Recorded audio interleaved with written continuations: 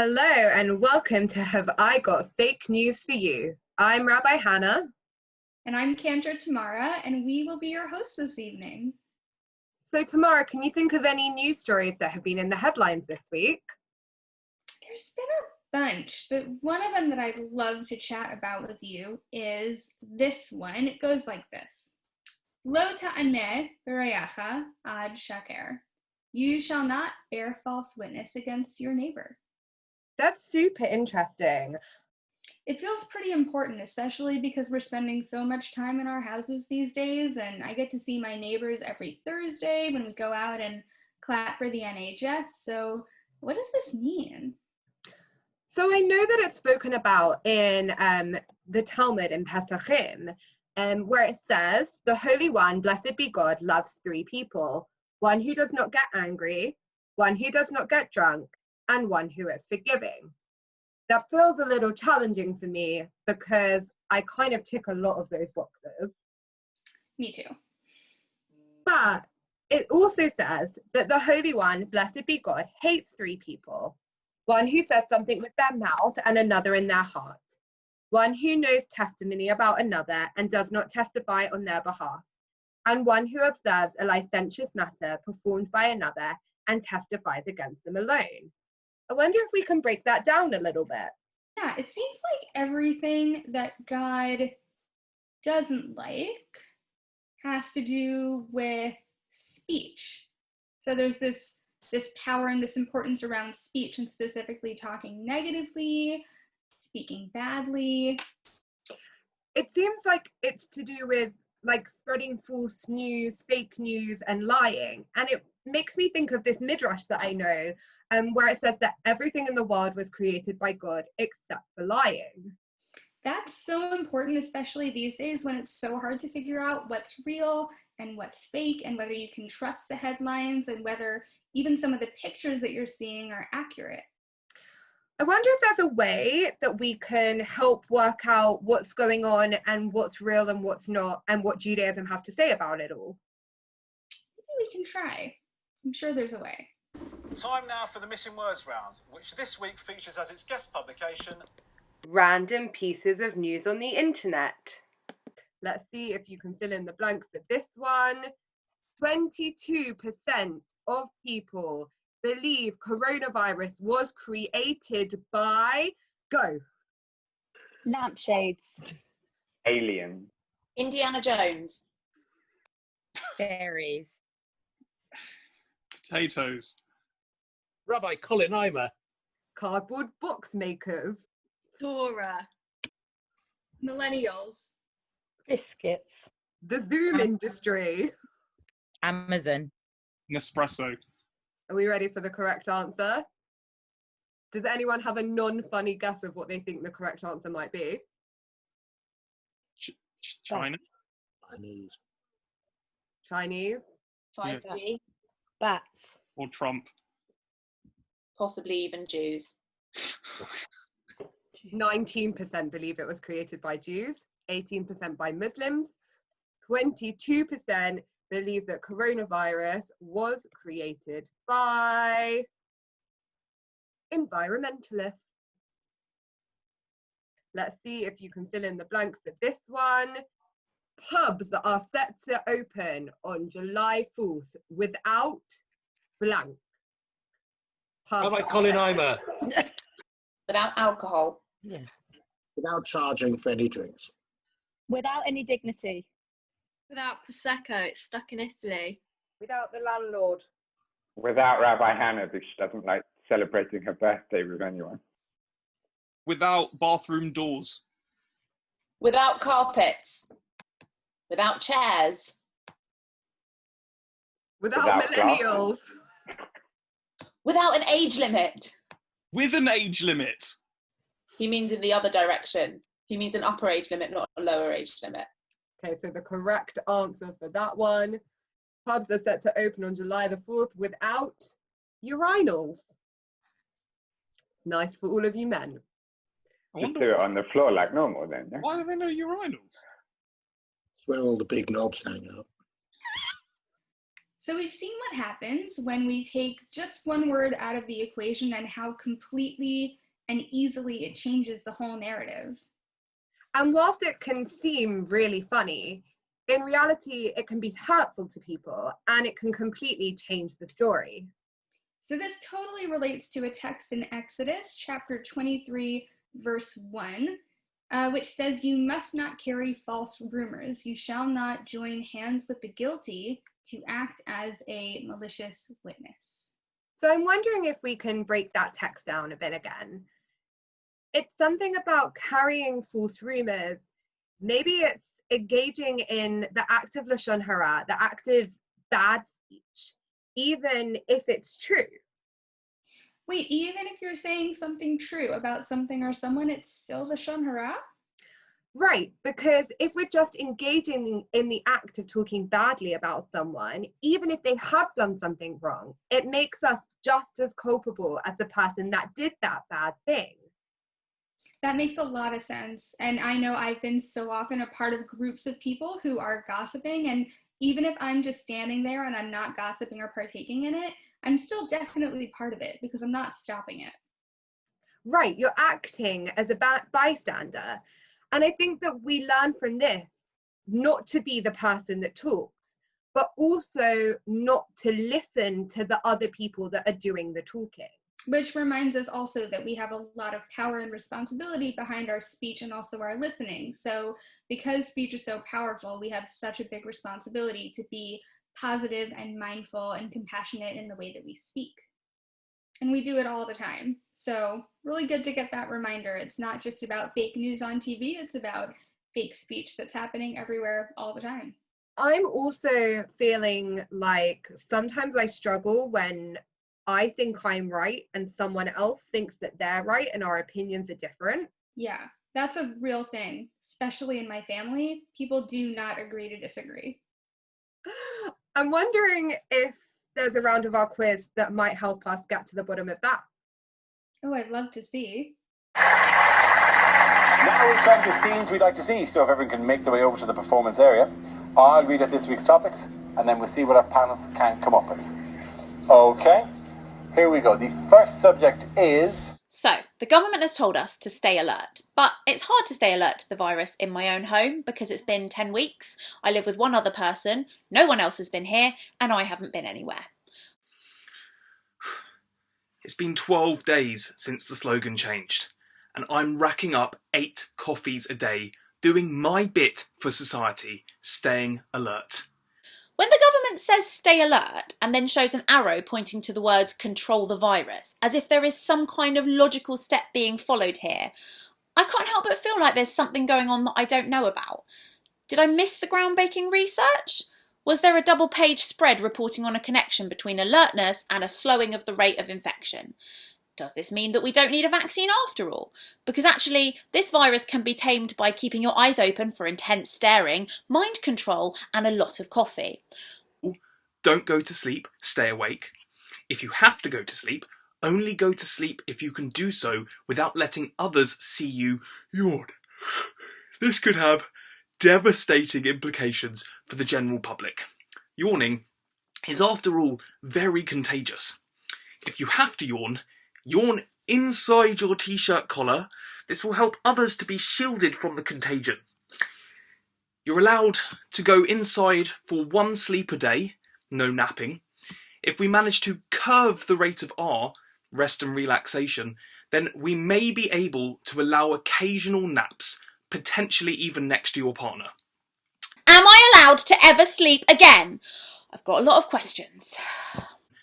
They might have to tighten restrictions once again and remove pillows and quilts from our homes in order to protect the public and help them to stay awake and stay alert. My partner and I have now decided to sleep in shifts, so at least one of us can stay alert throughout the entire night. In all seriousness, the government wants us to be vigilant, quick to notice any unusual and potentially dangerous or difficult circumstances. I've thoughtfully applied this message to my isolation. I am, however, alert to the habits of my housemate, also known as my husband, who I've discovered puts water in the glass before adding squash. That's right, water first, then squash. Don't get me started on when the ice goes in. I thought I knew the man I married, but honestly, I had no idea he was this much of a maverick. My girlfriend is 5'3", so when she's reaching for the top shelves of the cupboard, blindly searching with her hand while balancing on a stool, I'm alerted to this potentially dangerous and difficult situation. I'm quick to notice these things. I'm particularly vigilant when noticing the zones of the house that she cannot reach easily without putting herself at risk. She has not been so alert and has not yet found our full lockdown supply of essential Cadbury's marvellous creations. The important thing is that you remember to stay alert. I'm not actually surprised by this confusing slogan, and I'll tell you why. I think I know who wrote it. It's the same person who worked for the British Transport Police in 2016 when they launched their security campaign, which is simultaneously brilliant and a train wreck, the latter being something you'd think the British Transport Police, of all people, would want to avoid. If you don't know what I'm talking about yet, it's this. See it, say it, sorted. Who wrote that? Not sort it, sorted. Why would anyone do this? It's not like it's difficult to get to sort it. It's not like there's no obvious third beat there. I can just imagine the writer's room. Okay, I've got this great opening line. See it. It's short, it's direct, we love it. Then I've got a really solid middle. Say it. You see, that's clever because it's a bit like see, but it's not. It's the next step, and so it sounds like it's meant to come next because they both start with an S and end with it. And as we all know, these things are always better when I've explained them. But I'm really struggling with that closer. I know it starts with sort. I can't quite find it. Sort. See it. Say it. Sort. Oh, I know. I've got it. Yeah, this is it, lads. It's brilliant. Someone write this down. I'm about to make way too much money for this. Sorted. No! It's not like they had to make it match a tune with a tricky rhythm that they had to fit it into. No one wrote a difficult song for them. Their slogan rhythm couldn't be simpler. It's 2 syllables across 3 lines. They still went with, they chose to stick to, see it, say it, sorted. And now, this person, this slogan writing wildcard, got themselves another gig. Of all the people to be unfurloughed. My nephew has been posting live to his Insta story 18 hours a day since lockdown began. He thought stay alert meant that everyone should know exactly what he's doing throughout the day. He now has 10,000 followers. That's 10,000 people receiving alerts every time he posts something online. I personally think the government should be more alert to the pandemic of TikTok and Insta fanaticism sweeping through the nation, talk about contagions and threats to child education. Stay at home, those were the simple days. I know how to do that. My choice was narrowed to open the door or do not open the door. Stay alert, control the virus, save lives? Why have I suddenly got so much more responsibility? Whatever this new slogan means, a whole chain of people were definitely not staying alert when they signed off on that hiring decision.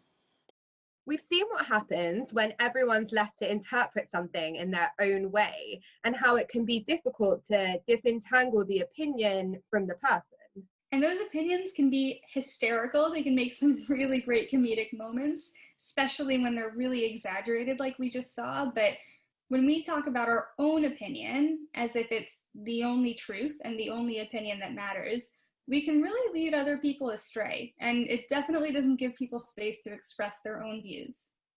It really reminds me of this text that I can think of from Talmud. In Eruvin 13b, it says, Rabbi Abba said that Shmuel said, for 3 years, Beit Shammai and Beit Hillel disagreed. These said the halacha is in accordance with our opinion, and these said the halacha is in accordance with our opinion. Ultimately, a divine voice emerged and proclaimed, both these and those are the words of the living God. However, the halacha is in accordance with the opinion of Beit Hillel. So what this Talmud is saying is that both opinions, each opinion, even though they come into conflict with each other, are completely valid. Right. And every single person can express their view, even if it's different to someone else's. The hard part is, I think, when we feel really passionately in our disagreement about someone else's opinion, it can be hard to respect, even when someone is right and even if someone is truthful, because it's not our own opinion. And I know certainly I can be stubborn and I can have a really hard time backing down. Right. And you said that your family struggles to agree to disagree. But I think maybe agreeing to disagree is the thing that we need to do.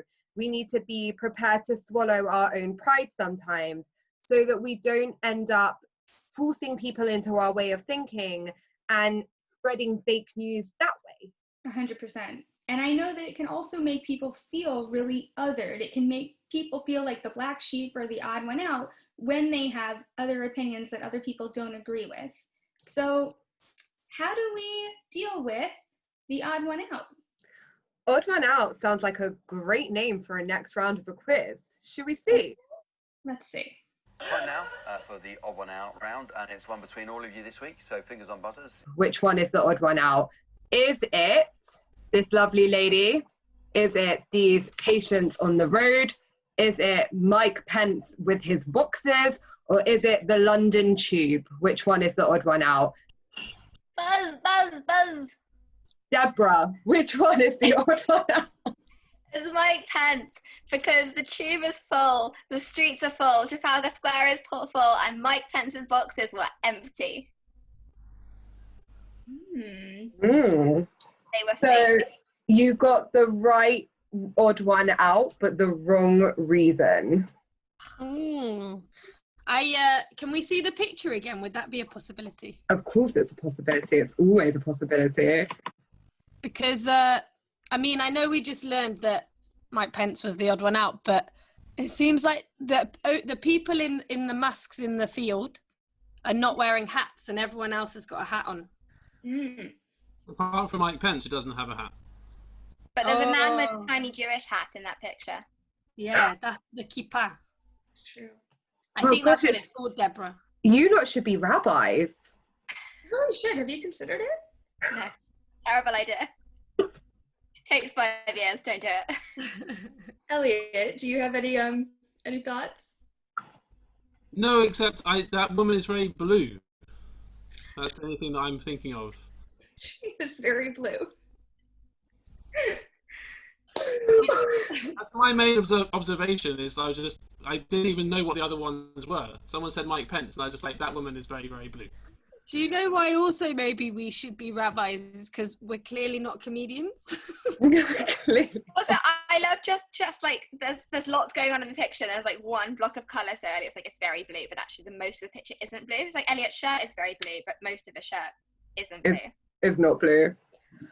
Any other guesses? Any other workings out of what is going on in this photo? These photos? Is it about the photos or about the people that are in the photo? It's about the stories behind the photos. So the photo of Mike Pence is him delivering boxes of PPE to like a care home, and he delivered like 3 boxes, and then they said to him the boxes are empty, and then he kept carrying them anyway. That is the news story that was circulated. However, it was found out that that was a fake news story and that he was on a hot mic and didn't know that the mic was live, and there was an exchange about him carrying empty boxes or taking some sort of photo, but the boxes he was carrying in that exact picture were full. Oh. He was carrying those boxes into the care home. So what makes them different from the other stories?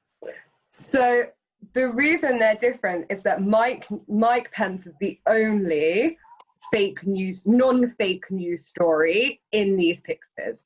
So in the top left-hand corner, you have a lovely lady who is alive and well and living in London. However, she was claimed to be the 4th coronavirus victim in Uganda and found her picture circulating the internet as the 4th person that died from coronavirus, even though she is Kenyan and alive and well and living. On the second picture, the one to the right, what does that look like if you were looking at the picture? looks like a fire drill in a hospital where people are waiting outside because there's a fire alarm. Right, so this was posted to the internet as a picture of Italy, coronavirus victims, there being no beds in the hospital and them having to be on the street. This picture is actually from Croatia and is a picture of the earthquake victims who couldn't get into the hospital because the hospital was damaged by the earthquake. So it was nothing to do with coronavirus. And in the bottom right-hand corner, do you know what that news story was? I should spend more time watching the news. So this was one of the photos of the tube the day after people were told that they could return back to work, and it was meant to show the busyness of the tube, and the caption read, busy tube at Canary Wharf Station. However, if any of you have... That's not Canary Wharf. Exactly. If any of you have travelled to Canary Wharf, you know that Canary Wharf Station has the dividers on the doors so that you can't just walk onto the train. You have to go through those second set of doors. So this is not Canary Wharf Station, and this was actually a fake news picture of what the tubes look like. We've been foiled. Indeed. Covered in foil.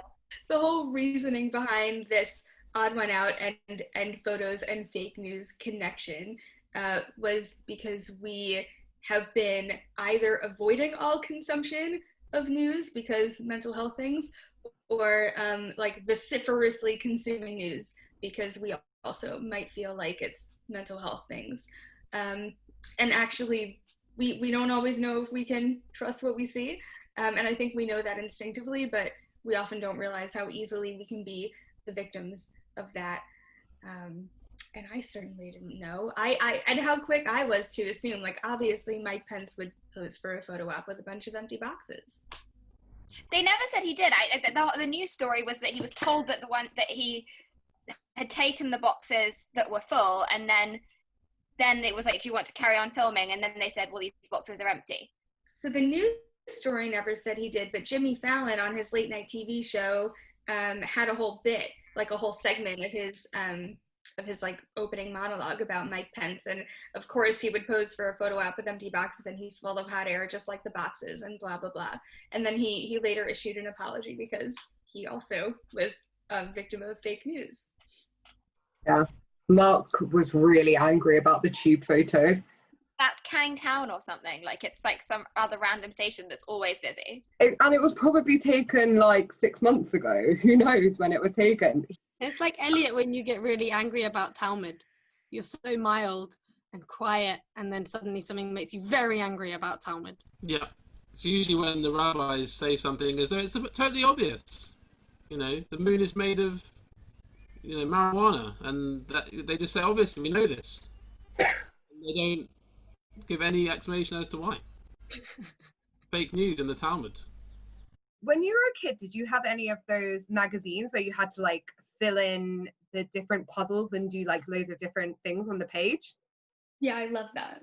So like my favorite one of those when I was a kid was Odd One Out, where you had like loads of pictures that were the same and you had to find the odd one out on the page.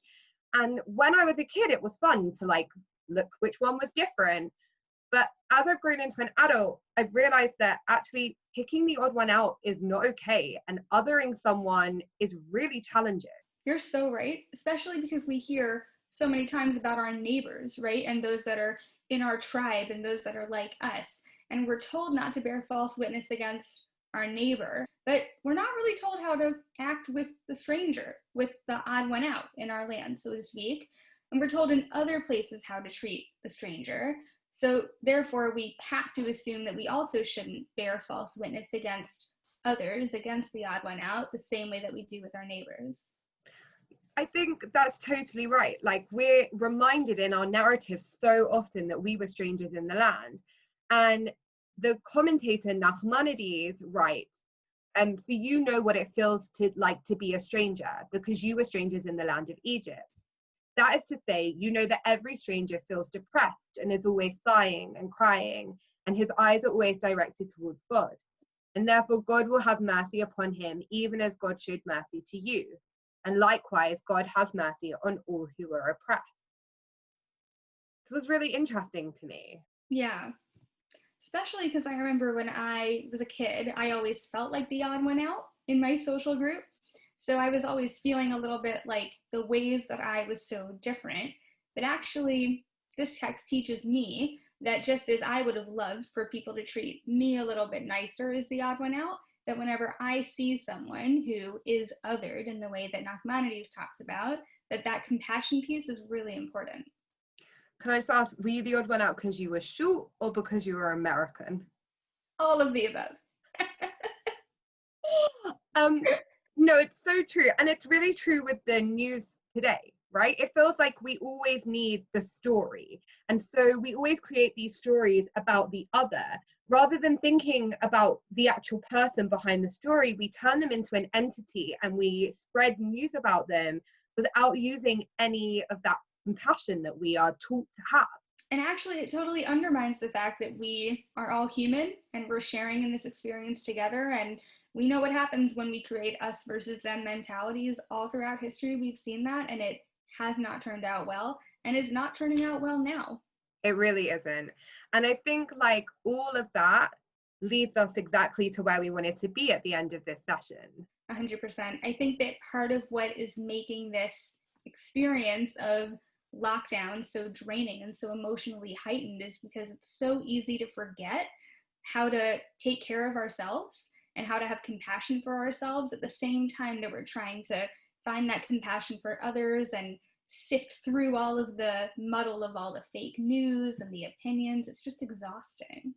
Right, and I don't know about you, but my phone is constantly beeping with BBC News alerts, and it's exhausting because I don't know what's real and what's not real. And I'm like so obsessed with the story that I don't think about what's going on behind the scenes or the people. Like I've forgotten about who's involved in this. Yeah. And I think especially when it feels like staying up with the news is literally going to save our lives, right? Like with this coronavirus news and with the daily updates and all of these numbers and statistics, it sometimes feels like we're faced with two extremes. Either we delete all our news apps or we're totally glued to them. And where's that in between, where we remember that we actually have a responsibility to be really mindful about what we consume? You've hit the nail on the head. Like we spoke about compassion towards the other, and we spoke about not spreading rumors about people, but actually we need compassion to ourselves. And I know that I struggle to be compassionate towards myself in this world, and I'm just wondering if you've got something to teach me about how we can be compassionate. I don't know that I do, but I know that Vayikra Rava does. So in 34:3, we have this story that Hillel the elder would walk with his students, and they would ask him, "Rabbi, where are you going?" And he said to them, "I'm going to fulfill a commandment." "And what commandment is this?" they said to him. "To bathe in the bathhouse." "But Rabbi, is this really a commandment?"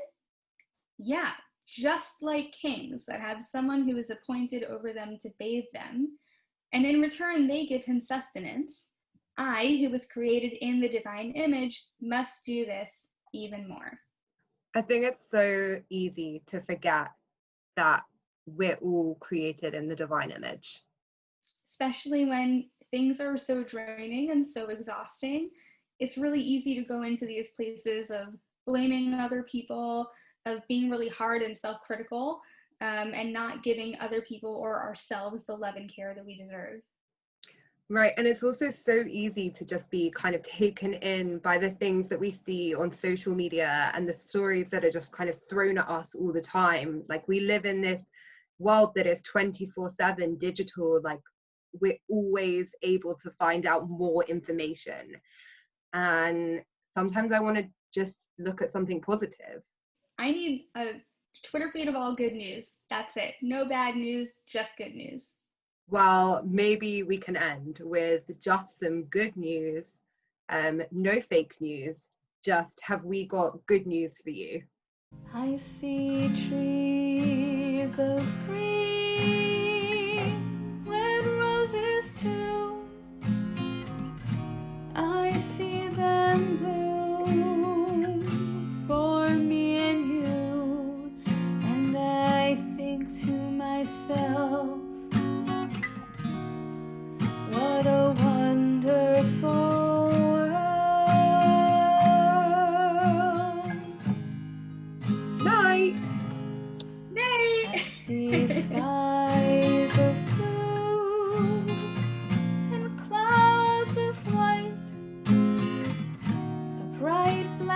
the day.